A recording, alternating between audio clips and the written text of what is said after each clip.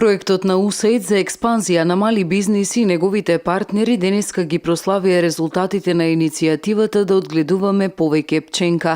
Настанот се одржа на полето на господин Горан Павловски, производител на млеко од Карамани во општина Могила. Иницијативата да одгледуваме повеќе пченка започна во 2013 година и го поддржува растот на приносите на силажата од пченка и пченка во зрно преку воведување на употребата на системи капка по капка кај земјоделците во земјата.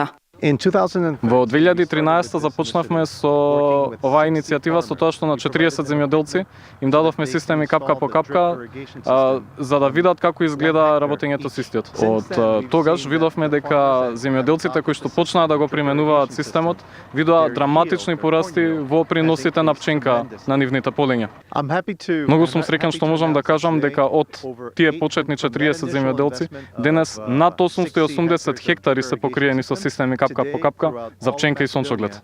Присутен беше и заменик директорот на мисијата на швајцарската амбасада во Македонија, кој исто така зборуваше во однос на приносите кои што земјоделците ги имаат. USAID и швајцарската влада донира опрема капка по капка за 280 хектари и даваат техничка поддршка за земјоделци кои ја користеа опремата да одгледуваат пченка и сончоглед во Македонија. And since more corn means higher quality milk. И затоа што повеќе пченка и поквалитетна пченка значи повеќе и поквалитетно млеко и месо, оваа програма која што Швајцарија ја поддржува значи и подобар земјоделски сектор за Македонија.